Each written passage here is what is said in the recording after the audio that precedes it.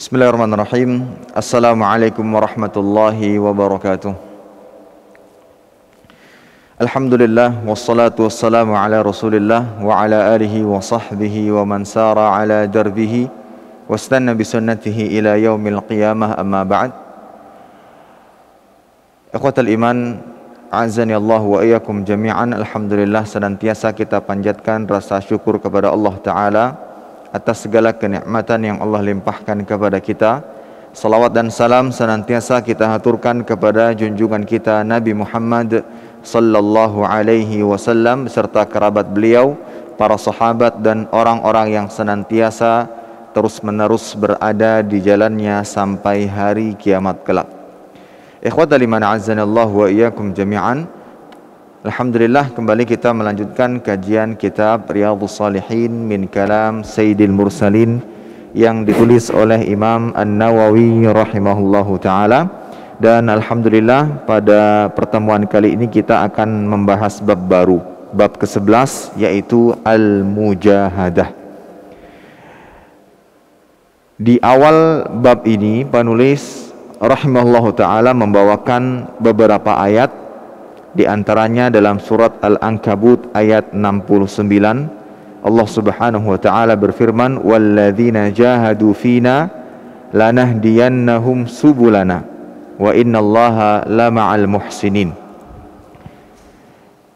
Ikhwatal iman, azanallahu wa iyyakum jami'an. Poin pertama yang ingin kita bahas adalah pengertian dari mujahadah. Pengertian dari mujahadah. Mujahadah itu sebuah isim masdar dari kata kerja jahada, yujahidu, mujahadatan, wajihadan. Ada kata kerja yang berbunyi jahada, yujahidu. Isim masdarnya adalah mujahadah atau jihad. Jadi dia semakna dengan jihad. Mujahadah semakna dengan jihad, yang memiliki arti 3. Mujahadah atau jihad memiliki 3 arti. Yang pertama, secara bahasa ya, yang pertama artinya adalah berusaha dan berusaha dengan sungguh-sungguh. Berusaha dengan sungguh-sungguh, mengerahkan segenap kemampuan. Orang yang bermujahadah, berjihad, artinya adalah seseorang yang berusaha dengan sungguh-sungguh dan mengerahkan segenap kemampuan untuk menggapai yang diinginkan. Itu arti mujahadah.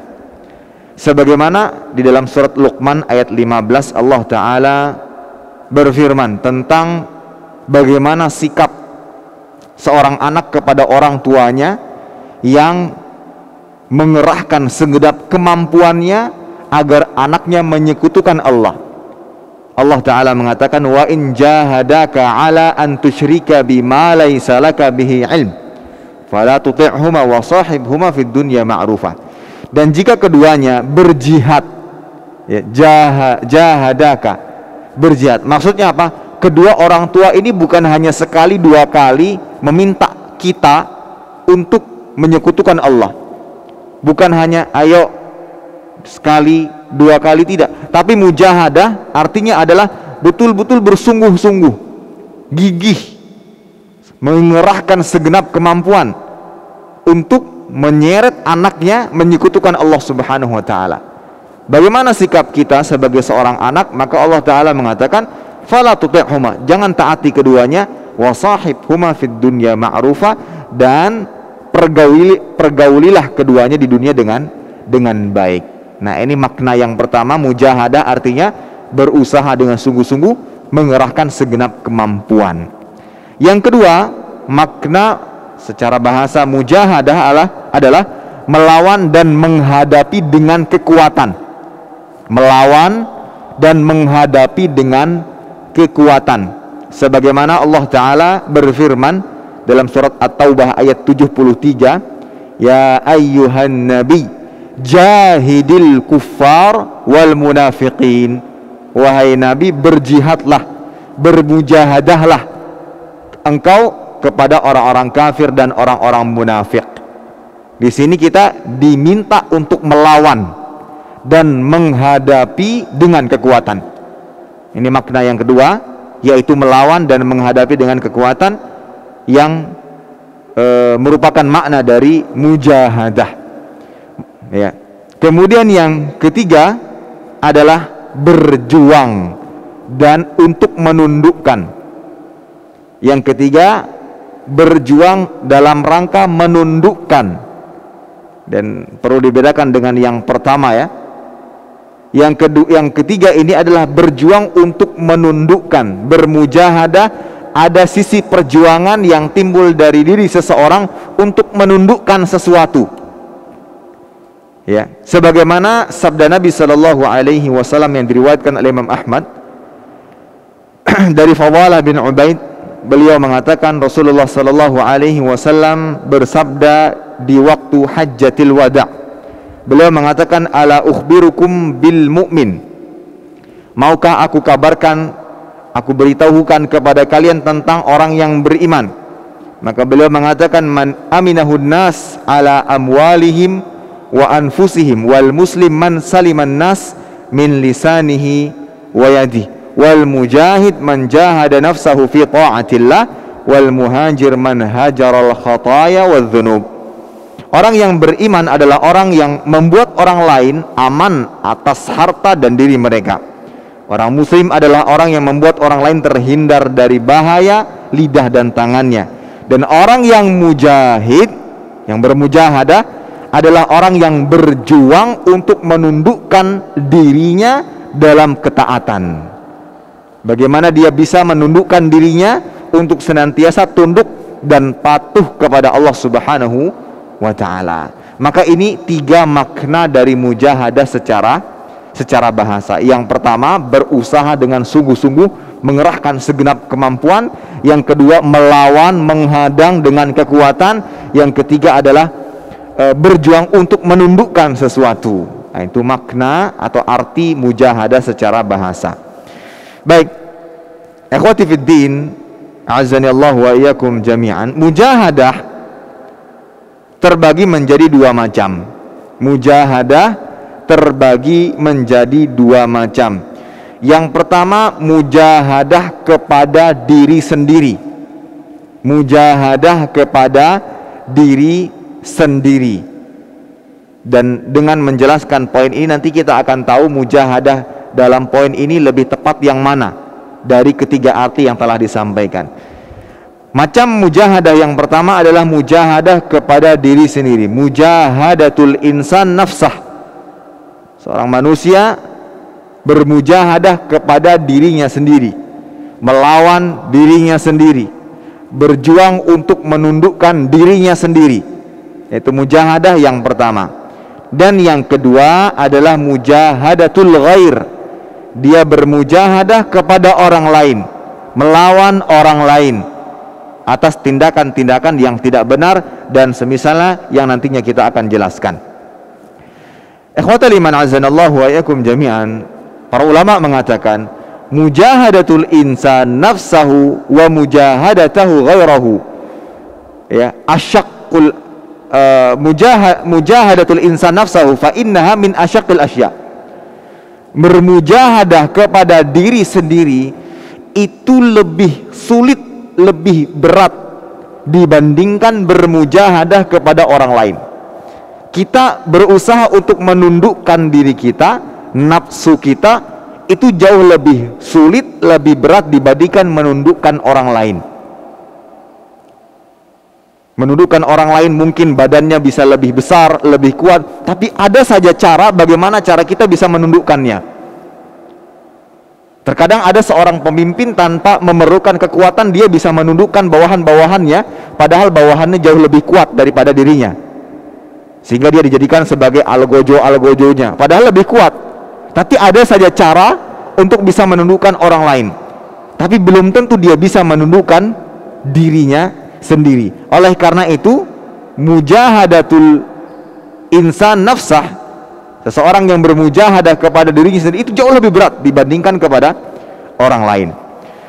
Dan ikhwata liman azanallahu wa iyyakum jami'an, dalam kaidah yang dikatakan oleh para ulama salaf, anna nafsa hijabun bainal abdi wa bainallah wa annahu la yasilu ila Allah hatta yaqta hadzal hijab. An-nafs yang diartikan sebagai hawa nafsu, jadi mujahadatun nafs, seseorang melawan, menundukkan dirinya, maksudnya adalah hawa nafsunya. Itu jauh lebih berat dibandingkan dia menundukkan orang lain.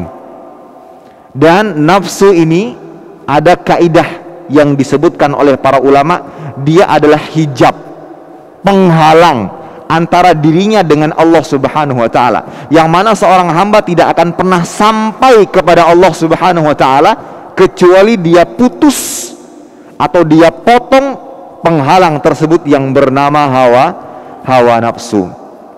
Dan hawa nafsu manusia manusia dengan hawa nafsunya itu dibagi menjadi dua bagian. Manusia dengan hawa nafsunya dibagi menjadi dua bagian. Yang pertama, manusia yang dikalahkan oleh hawa nafsunya dan dia akan binasa.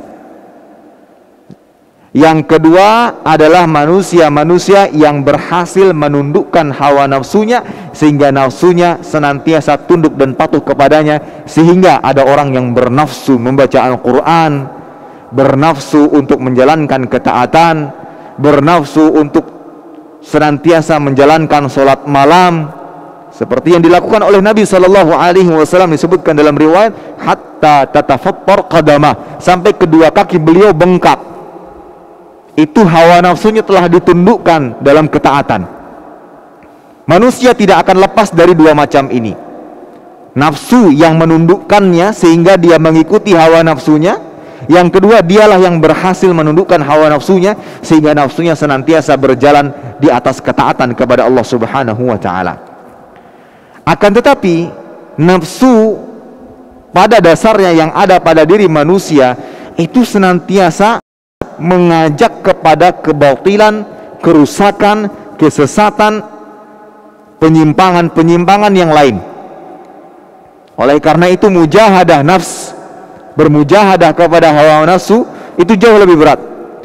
Dan dia memiliki tiga macam. Hawa nafsu yang menyeru, yang ada pada diri manusia yang suka menyuruh kepada keburukan, dia memiliki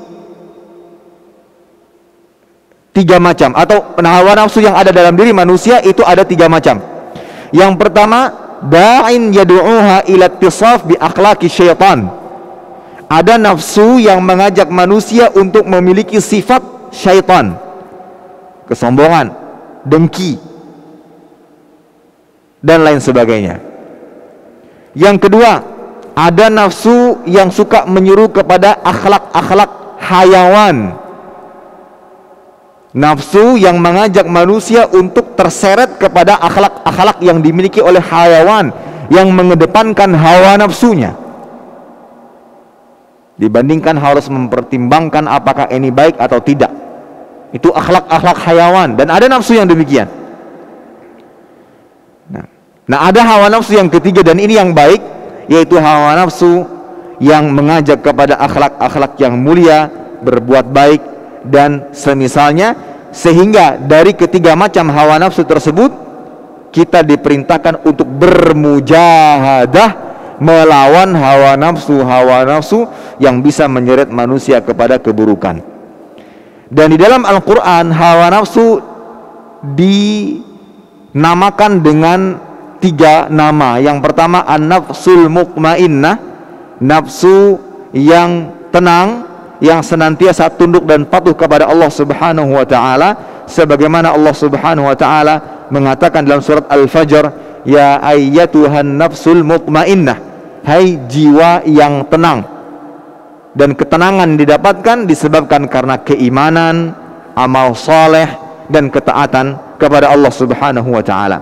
Yang kedua, ada nafsu lawamah, yang suka mencela disebabkan karena perbuatan kesalahan besar ataupun kecil, maka dia lawamah, yang suka mencela. Kemudian yang ketiga adalah nafsu ammarah bisu, yaitu nafsu yang senantiasa mengajak pemiliknya kepada perbuatan dosa, sebagaimana Allah Ta'ala berfirman dalam surat Yusuf ayat 53, inna nafsa la ammaratun bisu, sesungguhnya nafsu itu menyuruh kepada kejahatan. Dan dijelaskan bahwasanya inna nafsal basyariyah umuman, secara umumnya nafsu manusia Allah Ta'ala ciptakan lebih condong kepada keburukan-keburukan. Dan inilah sebab kenapa kita harus bermujahadah terhadap hawa nafsu.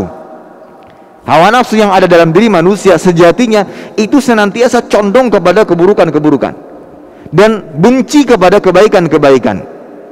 Oleh karena itu kita diperintahkan untuk berjuang melawan nafsu. Hal ini disebutkan di dalam banyak ayat. Dalam surat Ibrahim Allah Ta'ala mengatakan innal insana la zalumun kafar, sesungguhnya manusia itu sangat zalim dan sangat mengingkari nikmat Allah Ta'ala. Wa kanal insanu aktsara syai'in jadala, dan manusia adalah makhluk yang paling banyak membantah.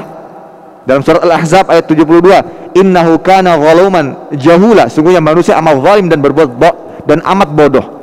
Dalam surat Al-Adiyat ayat ke-6, innal insana li rabbih lakanud, sesungguhnya manusia sangat ingkar dan tidak berterima kasih kepada Tuhannya. Manusia demikian, nafsunya sering kali mengajak kepada keburukan-keburukan. Oleh karena itu kita diperintahkan oleh Allah Ta'ala untuk bermujahadah, berjuang untuk menundukkan hawa nafsu, berjuang untuk melawan dengan segenap kekuatan nafsu yang kita miliki, yang sering kali mengajak kita kepada keburukan-keburukan. Jika ditanyakan kenapa Allah Ta'ala menciptakan demikian, maka jawabannya adalah sebagai bentuk ujian manusia. Apakah manusia mengabaikannya, membiarkannya melekat pada dirinya, ataukah manusia berusaha untuk membuangnya dan menundukkannya kepada kebaikan-kebaikan. Oleh karena itu Allah Ta'ala mengatakan dalam surat Asy-Syams, wa nafsi wa ma sawwaha fa'alhamaha fujuraha wa taqwaha qad aflaha man zakkaha wa qad khaba man dassaha.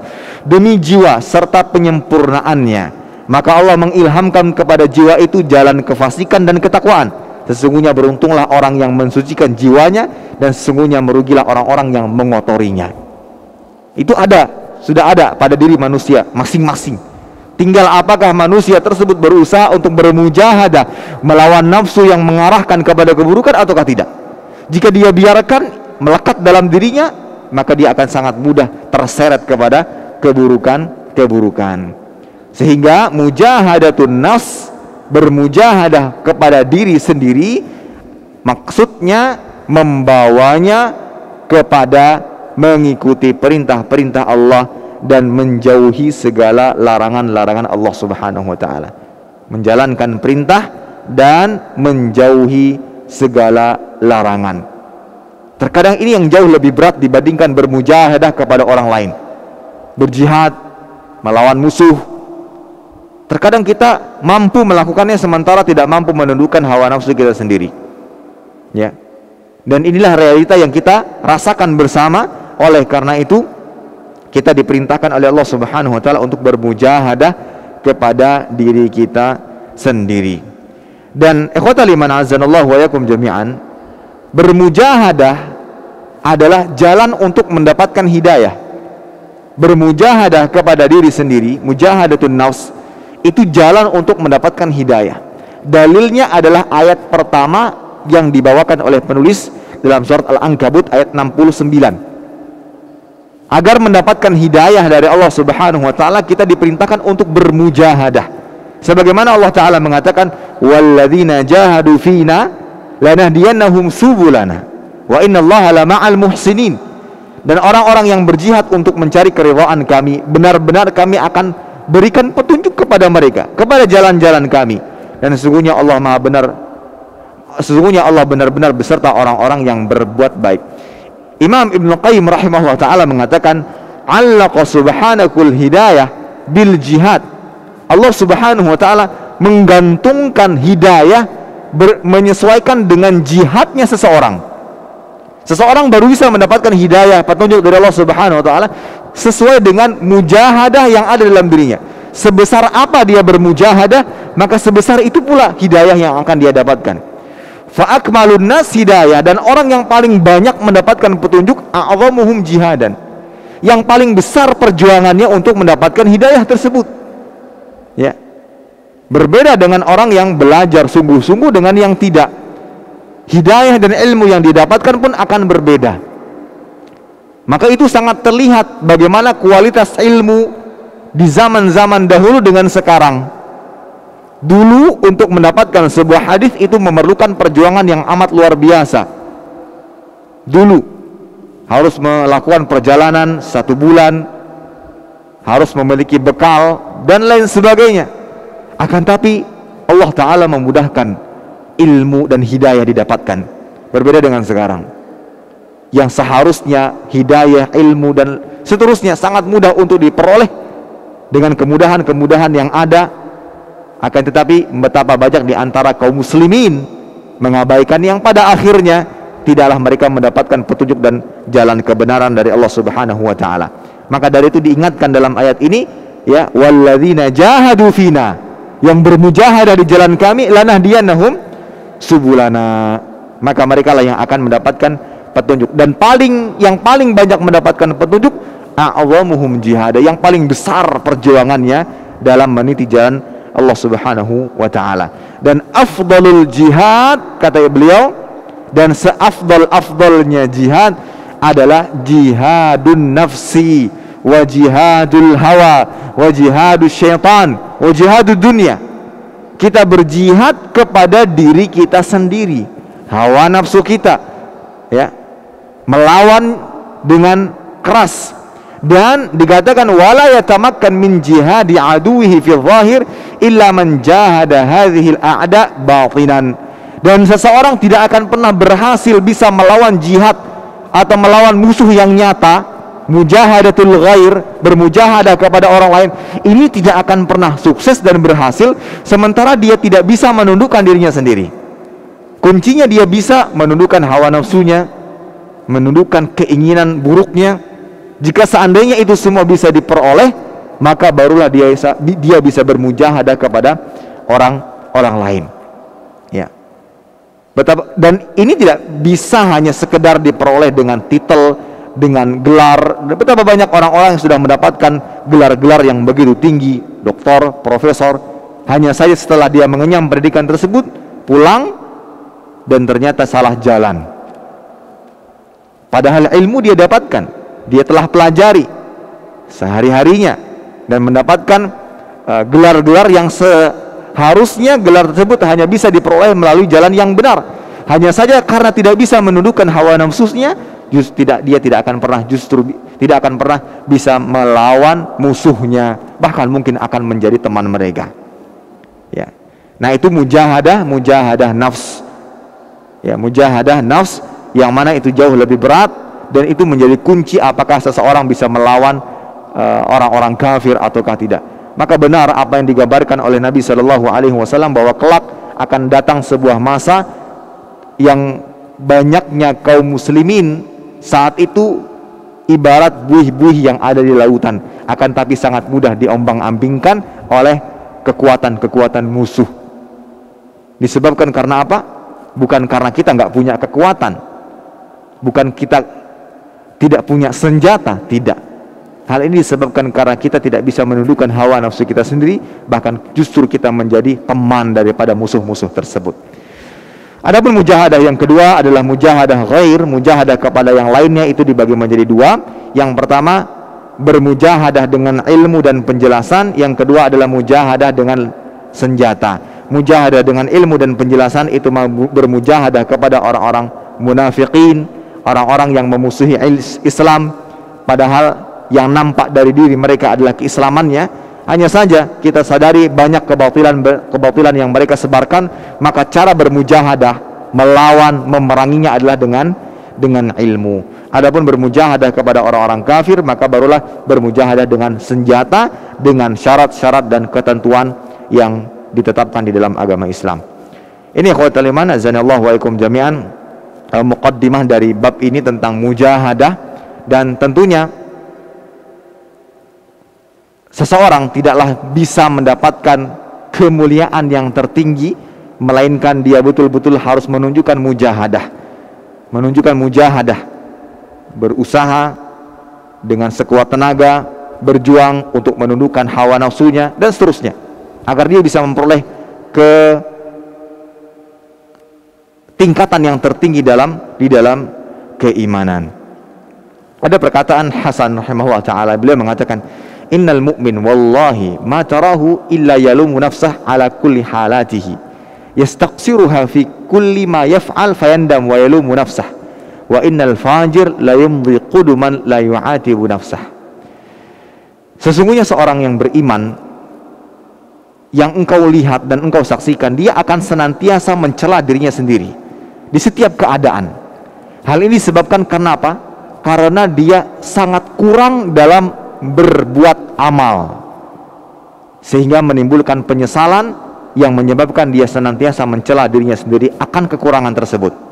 Berbeda dengan orang-orang fajir, dia melewati segala macam waktu, tempat, kondisi, akan tapi lewat begitu saja tanpa ada penyesalan yang ada, baik karena kekurangan, kecerobohan dan semisalnya. Ya. Di sini menunjukkan bahwa orang yang beriman, dia akan senantiasa berusaha sekuat tenaga bagaimana untuk memberikan yang terbaik, terlebih lagi di dalam ibadah dan ketaatan kepada Allah Subhanahu wa taala. Demikian yang mudah-mudahan bermanfaat, kurang dan lebihnya mohon maaf. Kita tutup dengan doa kafaratul majlis. Subhanakallahumma bihamdika asyhadu an la ilaha illa anta astaghfiruka wa atubu ilaik. Assalamualaikum warahmatullahi wabarakatuh.